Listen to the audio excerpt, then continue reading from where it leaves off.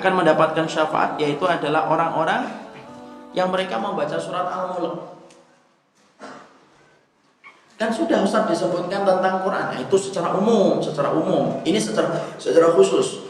Orang yang membaca Al-Quran secara umum akan mendapatkan syafaat. Betul. Rasulullah SAW mengatakan, Iqra'ul Qur'ana fa innahu ya'ti yaumal qiyamati syafi'an li ahli. Baca Quran, sesungguhnya Quran itu kelak menjadi syafaat bagi orang yang membacanya. Itu dalilnya umum yang kita sudah sebutkan nomor 4 kalau tidak salah. Adapun ini disebutkan secara penyebutan khusus, yaitu apa? Membaca surat Al-Mulk. Maka kemudian dalilnya dulu kita bacakan supaya kita paham. Maka sampai kemudian Rasulullah SAW mengatakan suratum minal Quran fihi salasuna ayatan tashfa' li sahibiha hatta yughfar lahu. Fa qala tabarakalladzi biyadihil mulk fa akhrajathu minan nar wa adkhalathul jannah.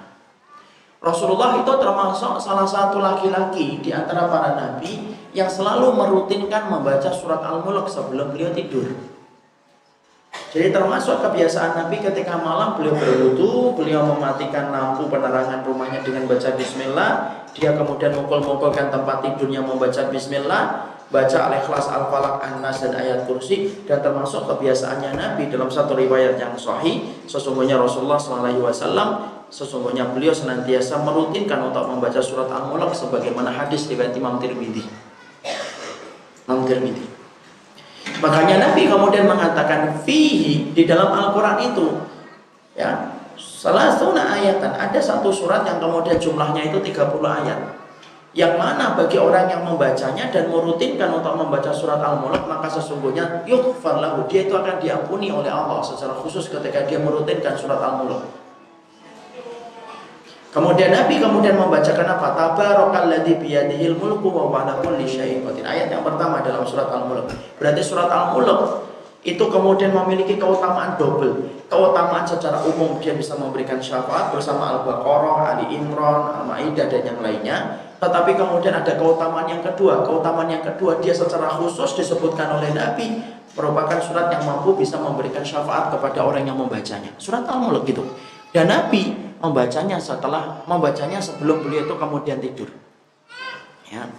Makanya kemudian disinilah kita mendapati dalam beberapa keterangan para ulama, dalam keterangan yang disampaikan dari Imam Tirmidzi, maka Rasulullah SAW terbiasa untuk membaca Al-Mulk sebelum beliau tidur, dan kemudian beliau tidur dengan membawa surat Al-Mulk karena keagungan makna yang dimiliki oleh surat Al-Mulk. Ya. Dan ini kemudian harusnya menjadi perhatian. Boleh nggak Ustadz kita itu mengutamakan surat-surat tertentu daripada surat-surat yang lainnya? Boleh, tidak apa-apa. Kenapa? Karena mengutamakan ayat di atas ayat yang lainnya termasuk di antara perkara yang diperbolehkan di dalam Al-Quran. Allah berfirman, "Ma nansakh min ayatin aw nunsiha na'ti bi khairin minha aw misliha." Tidaklah kami hapus satu ayat lalu kami datangkan ayat yang semisalnya atau ayat yang lebih baik. Nah, Allah menyebut ayat yang lebih baik.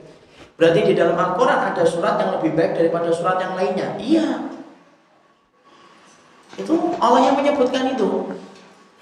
Makanya kemudian surat Al-Baqarah tidak bisa disamakan dengan surat Maryam. Surat Al-Imran tidak bisa disamakan dengan surat Hud. Kenapa? Karena keutamaan yang dimiliki surat Al-Baqarah itu besar dibandingkan surat-surat yang lainnya. Sebagaimana surat Al-Mulk itu keutamaannya lebih besar daripada surat Nuh ataupun surat Al-Munafikun sekalipun. Kenapa? Dia punya keutamaan khusus. Karena tidak semua Al-Quran itu tidak semua surat di dalam Al-Quran itu memiliki keutamaan khusus. Semua surat di dalam Al-Quran memiliki keutamaan umum. Keutamaan umum itu apa? Dibaca, berpahala, dan menjadi petunjuk dalam kehidupan. Itu keutamaan secara umum. Adapun keutamaan secara khusus itu apa? Keutamaannya secara khusus yaitu adalah beda-beda. Contohnya surat Al-Baqarah. Surat Al-Baqarah itu keutamaan khususnya apa? Yaitu mampu memberikan naungan kepada orang ketika nanti dikumpulkan di padang mahsyar bersama dengan surat Ali Imran. Surat yang paling utama itu salah satunya Al-Baqarah, Pak. Makanya kalau Bapak itu anak-anak saya wajibkan itu menghafalkan surat Al-Baqarah. Cuma masalahnya kan bukan anak saya. Dan kalau saya wajibkan menghafalkan surat Al-Baqarah, bulan depan tidak ada yang ngaji. Anak kemudian pasti tidak ini. Padahal surat Al-Baqarah itu besar, Ustaz, besar. Nabi itu selalu tanya surat Al-Baqarah, Pak. Nabi itu nanya selalu surat Al-Baqarah. Jadi Nabi itu kalau kemudian ada satu pasukan akan pergi, Nabi mengatakan, ayyuhum yahfad surat Al-Baqarah. Mana nih yang hafal surat Al-Baqarah? Ada seorang sahabat mengatakan, ana ya Rasulullah. Berarti nanya amal itu kadang-kadang boleh. Jadi boleh nggak kita nanya amal? Siapa yang tadi malam sholat tahajud? Jangan buru-buru komentar itu tidak sunnah pertanyaan itu. Enggak lah. Nabi aja nanya kok.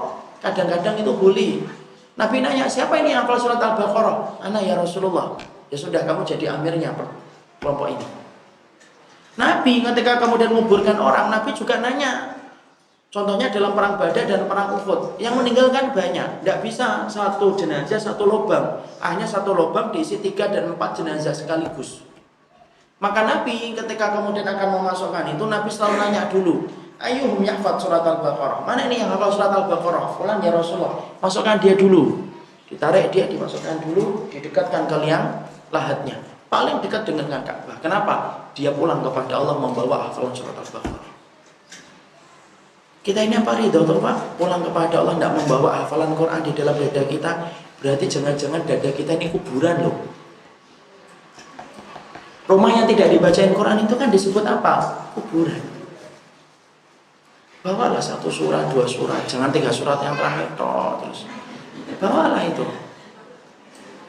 Al-Baqarah gitu kita bawa, atau kemudian kalau tidak mampu Al-Baqarah, Al-Mulk lah yuk kita hafalin gitu loh. Supaya kita pulang kepada Allah itu membawa sesuatu yang kita hafalkan itu. Quran itu. Makanya masih ingat itu ada seorang syekh itu dalam satu daurah. Ada dalam satu acara daurah ya. Kemudian disiarkan live di TV dan itu akhirnya ada yang merekam, ada di YouTube. Itu ada seorang syekh itu ditanya sama salah satu penanya. Di acara TV itu ada pertanyaan lewat telepon. Syekh, saya ini ditempatkan orang tua saya di kuburan. Syekhnya kaget itu. Kamu umurnya berapa nak? 24 tahunan, 25 tahunan. Loh kok kamu ditempatkan di dalam kuburan? Orang tuamu masih hidup? Masih hidup. Orang tuamu miskin? Enggak, kaya raya. Dan orang tua saya juga sama, hidupnya juga di kuburan. Saya bingung gitu. Di kuburan mana? Rumah saya. Loh, kok di rumah? Kemudian anak itu berkata, telah lembutnya anak itu berkata, saya hidup 25 tahun. Semenjak saya balik umur 7-8 tahun, saya tidak pernah mendengarkan orang tua saya membacakan Al-Quran di dalam rumah saya. Bukankah rumah yang tidak dibacain Quran itu adalah kuburan, wahai syekhona, wahai syekh kami? Syekhnya nangis Pak. Kadang-kadang kita itu Masya Allah, rumah kita kuburan, dada kita kuburan. Tidak mampu kita kemudian dan tidak pernah berhasrat untuk menghafalkan Quran. Ngaji harus sistematik Pak. Jangan ngaji itu 2 kali 3 kali cukup lah sehari itu. Jangan ngaji terlalu banyak. Sehari 6 kali itu tidak usah. Ustadznya cuma 4 kali yo. Ini ngajinya itu 2 kali. Sisanya pakai untuk kemudian menghafalkan Quran. Nambah dikit-dikit. Jangan sampai kemudian ditanya sudah ngaji berapa puluh tahun. Oh 10 tahun saya. Sono pernah, Masjid Sono juga pernah. Tapi kalau ditanya hafalan Qurannya, nah itu masalahnya di situ. Makanya Masya Allah ya, ayolah Pak hafalin Quran. Satu-satu insya Allah. Karena apa? Dan itu termasuk di antara keutamaan kita bersama Al-Quran. Makanya kemudian di antara surat, kalau boleh saya katakan, kalau mampu Al-Baqarah. Kalau tidak mampu ya sudah 10 ayat dalam surat Al-Baqarah.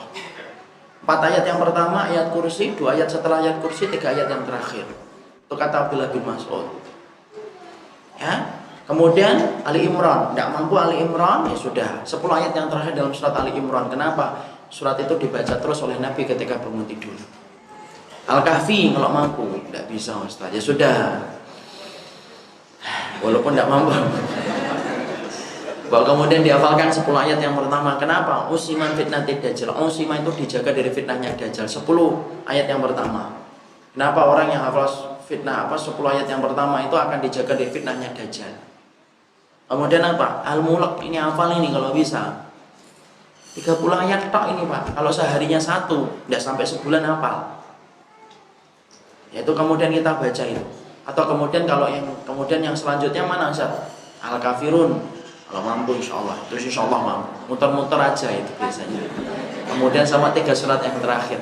3 surat yang terakhir itu ya Al-Ikhlas, Al-Falaq, An-Nas, itu sudah tahu lah insya Allah. Sunnah yang itu insya Allah tidak saya terangkan, insya Allah diamalkan terus. Karena yang dihafal itu doang. Jadi disitulah kita mengerti termasuk di antara keutamaan surat Al-Mulk. Kalau kita bertanya, saat saya ingin mendapatkan syafaat dari surat Al-Mulk, adakah waktu fihi taksis fikiratiha? Adakah kemudian keutamaan waktunya untuk membacanya? Tidak ada keutamaannya di waktu kapan saja. Tapi kalau kita merujuk kepada riwayat dari Imam Tirmidzi tadi, maka sesungguhnya Nabi membacanya setiap beliau menjelang tidur. Setiap menjelang tidur, maka beliau kemudian membaca tabarakalladzi biyadil mulku wa ala kulli syai'in qadir. Dan itu yang harusnya menjadi perhatian pula oleh kita.